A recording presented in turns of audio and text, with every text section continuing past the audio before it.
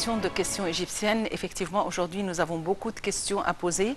Et pour les réponses, nous avons le plaisir d'avoir avec nous M. Ahmed El-Taïbi, qui est expert en tourisme. M. Ahmed El-Taïbi, bonsoir et bienvenue avec nous. Merci. Bonsoir. Alors, nous aurons beaucoup de questions à vous poser, mais avant, on aimerait passer en revue un compte rendu sur, vous savez, vous connaissez les nouveaux réseaux routiers dont le travail est à arrache-pied. Effectivement, le chef de l'État a inspecté, évidemment, l'ouverture d'une nouvelle route ou d'un nouveau chemin reliant le Caire à Suez. Donc, nous allons en savoir plus dans ce compte rendu avant d'aborder, d'entamer notre discussion avec notre invité. Monsieur Ahmed El-Taïbi, à tout de suite.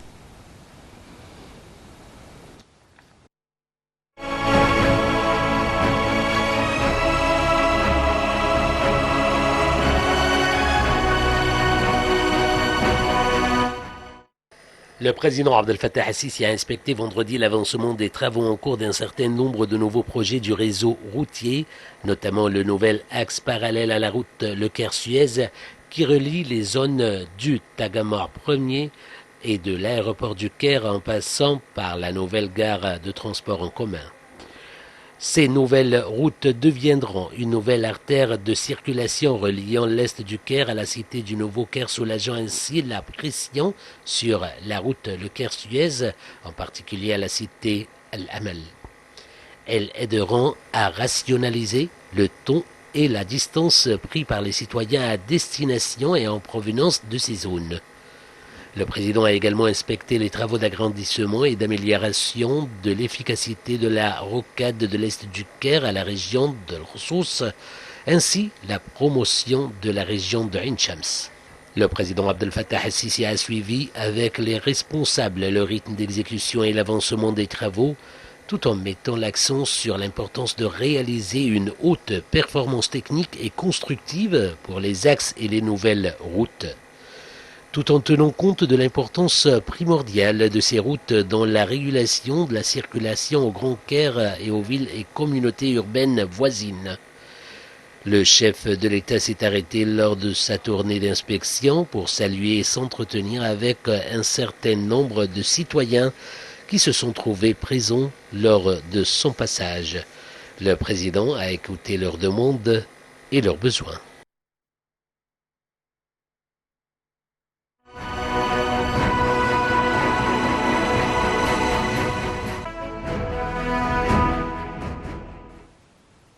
Monsieur Ahmed El-Taïbi, vous êtes expert en tourisme et avant de passer en revue la situation touristique en Égypte, nous savons que de nouvelles routes ont été construites et des chemins, des raccourcis justement reliant le Caire à Assouan et reliant le Caire à Sharm el-Sheikh. Alors, qu'est-ce que cela rapporte au mouvement touristique? Tout d'abord, dans quelle mesure il y a un raccourci là en termes de temps, d'heures et de distance? Ça aide beaucoup le tourisme, l'infrastructure qui est en place en ce moment. C'est très important pour l'amélioration du tourisme et l'attirance des touristes en Égypte. Parce que comme vous savez, l'Égypte a plusieurs produits touristiques. L'Égypte, c'est 1 million de kilomètres carrés, donc c'est un grand pays. Il y a beaucoup de produits touristiques différents. Donc ça permet, cette infrastructure, ça permet aux touristes de faire plusieurs programmes en même temps. Si on a les trains rapides, comme vous avez dit tout à l'heure, si on a les axes routiers, si on a l'infrastructure comme il faut, c'est pas seulement les hôtels qui vont aider à augmenter le nombre de touristes. Là, on parle aussi des nuits touristiques. Si on a un touriste qui vient d'Égypte pour le tourisme balnéaire, par exemple, et le transport, il est facile, il est rapide, il est sécurisé, ça lui permet de faire d'autres villes. Ça lui permet de faire un nombre de nuits touristiques en Égypte plus que d'habitude. Au lieu de rester une semaine, peut-être qu'il va rester 2 semaines ou 3 semaines, comme on a des produits vraiment attirants et des produits qui sont complètement différents. Donc tout ce qui se passe en Égypte en ce moment, sur la supervision directe de la présidentielle, ça va aider à développer le pays, à développer le tourisme, à diminuer le chômage, à faire des bons résultats pour le pays entier. Si nous souhaitons faire une évaluation pour la situation du tourisme en Égypte et notamment d'après les derniers records de la pandémie, alors quelle est la situation? Dans quelle mesure est-ce que le tourisme a repris en Égypte? Malgré que l'Égypte a toutes les attractions différentes pour attirer les gens de venir, surtout que l'Égypte est bien placée dans le milieu du monde, pas loin, c'est un vol moyen courrier entre l'Europe, qui est l'exporteur le plus important du tourisme ou des touristes dans le monde entier, aussi bien que le Golfe, c'est 3-4 heures de vol, donc c'est un moyen courrier. Donc, avec les produits qu'on a, avec les différents produits qu'on a, on peut arriver à des points plus importants là où on est aujourd'hui. En fait, l'Égypte a vécu plusieurs problèmes durant les 30 ans, durant les derniers 30 ans. C'est-à-dire après 86, 92, 97, 2011 jusqu'à aujourd'hui, il y avait des accidents, il y avait des accidents terroristes. Ce qu'on a aujourd'hui, on a réussi à arrêter tous les actes terroristes. Ça, c'est très, très, très important parce que ça, c'est le premier ennemi du tourisme. En fait, quand on a une destination où ce n'est pas stable, où il n'y a pas une performance de sécurité, une performance, comment dirais-je, politique, un pays qui a un poids dans le milieu, donc tout ça, ça aide à développer le tourisme. Bon, on a passé par les accidents, on a terminé les accidents. Après 2011, il y a eu la révolution. 2015, il y a eu l'avion de Sharm el-Sheikh. On a pu travailler un peu en 2019. Là où s'est commencé à peu près l'épidémie en 2020.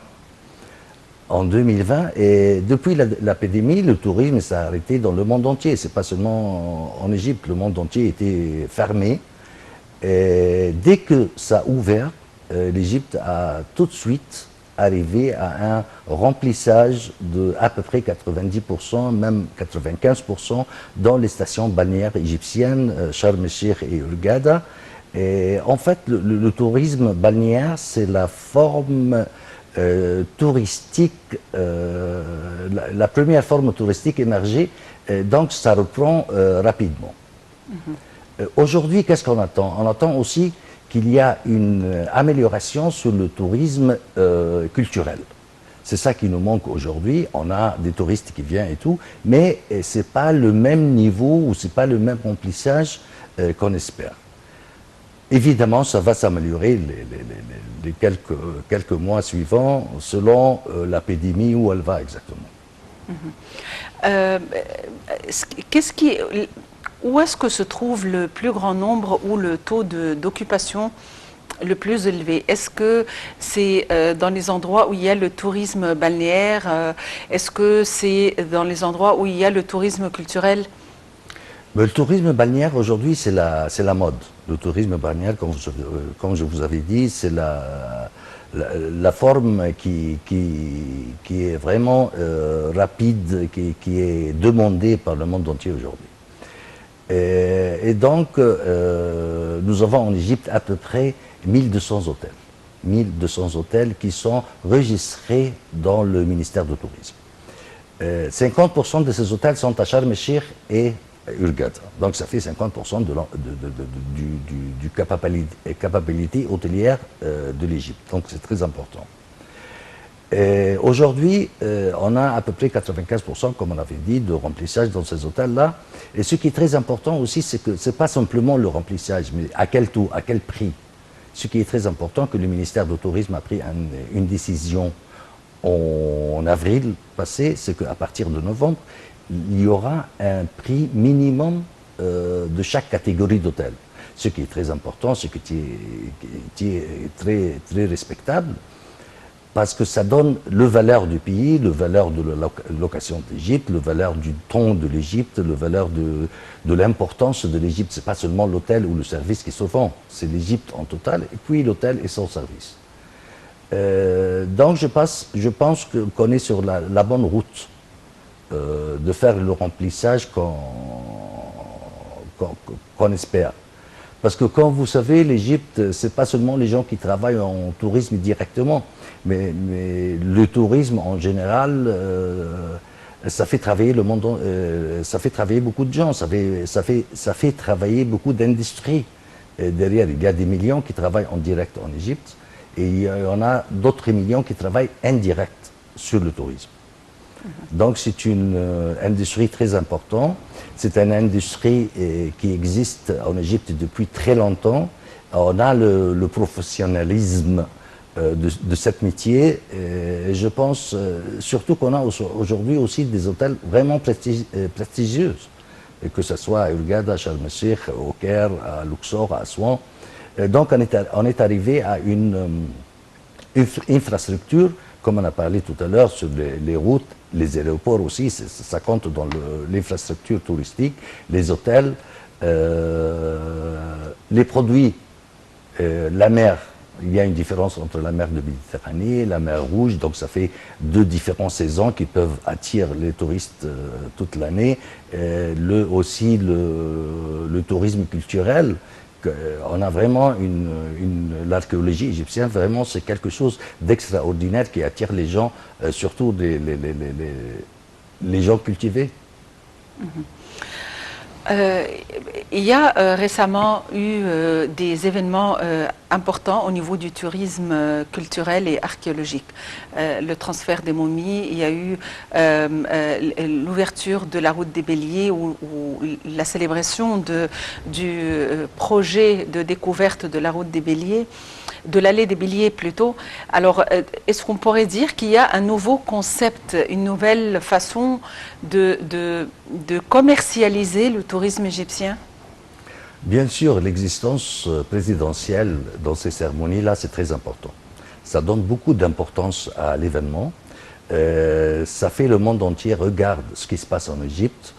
Le transfert des momies, passant par le musée national du Caire, traversant le Caire jusqu'au musée de civilisation, a été fait avec une perfection extraordinaire, avec un accueil présidentiel au musée de civilisation. Tout ça, ça donnait une image. C'est l'image de marque de tourisme égyptien, ça, l'archéologie. C'est quelque chose qu'on a que personne ne l'a. Donc il faut capitaliser sur ça, il faut travailler sur ça, il faut commercialiser l'histoire. Et c'est ce qu'il a fait le président ici. Sa présence était vraiment importante à donner de valeur aux cérémonies. Que le monde entier a vu ça. Effectivement. En ce qui concerne le tourisme du désert, nous avons un désert, une grande superficie de désert, que ce soit le désert blanc, le désert noir, le camping, le safari. Est-ce que cela a vraiment repris? Automatiquement, toujours avec le tourisme balnéaire, il est proche du désert. Et dans Sharm el-Sheikh, si on a un remplissage où il y a des touristes qui arrivent aux hôtels, automatiquement ils font les exercices ou bien les visites ou bien ce que vous voulez, le désert.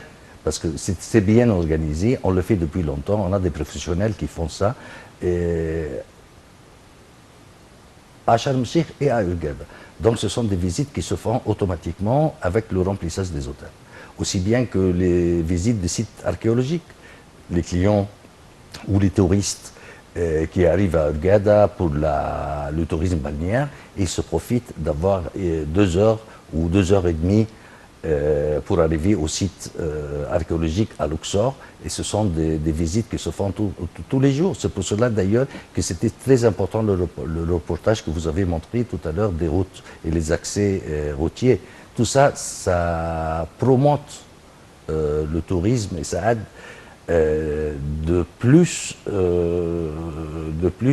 d'argent qui rentre dans les pays.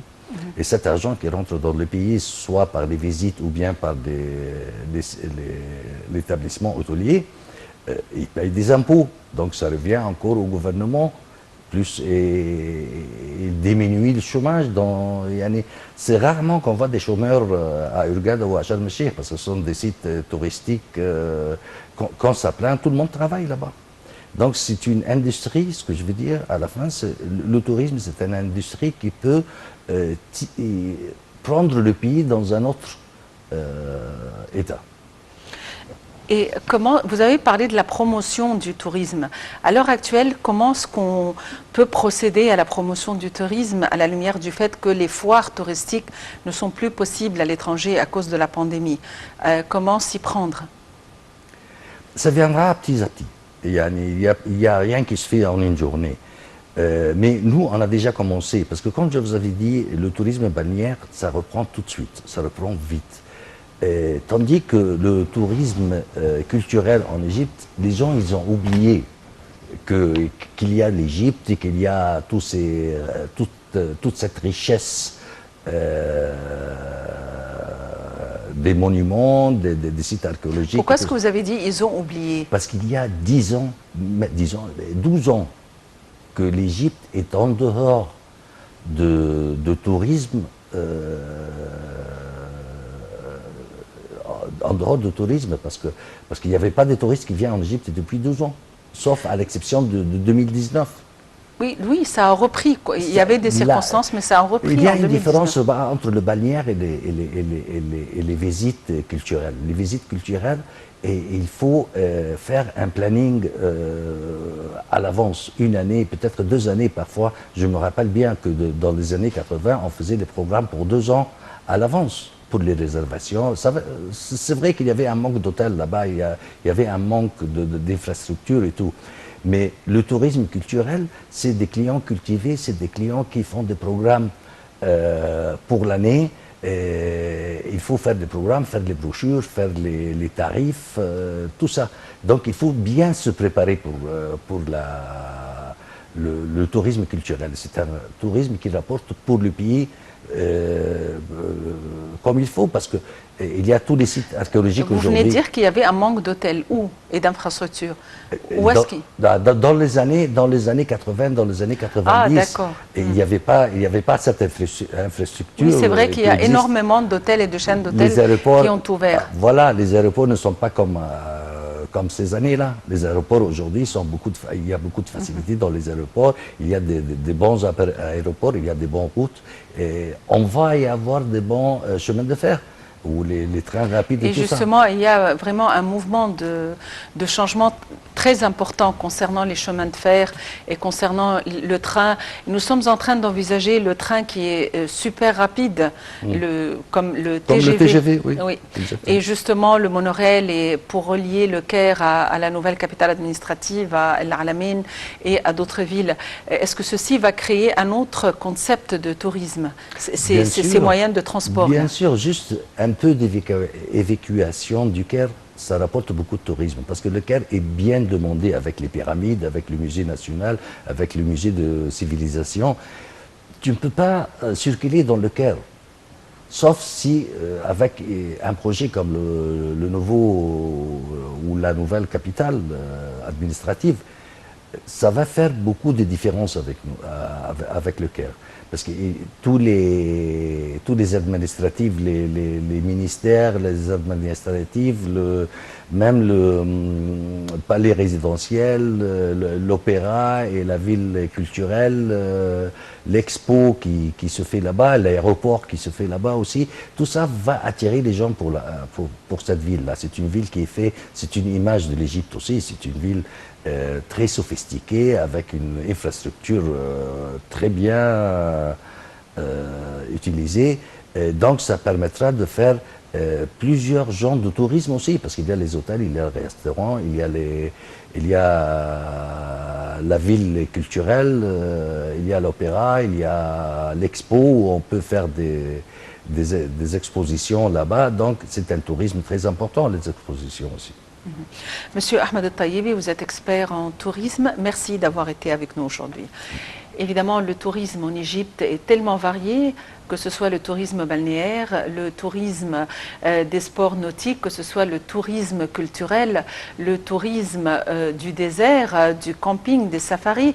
Et on est sur la bonne voie quant à la reprise du tourisme, même en dépit de la pandémie, tout en respectant les mesures et les démarches à suivre pour endiguer la propagation du virus.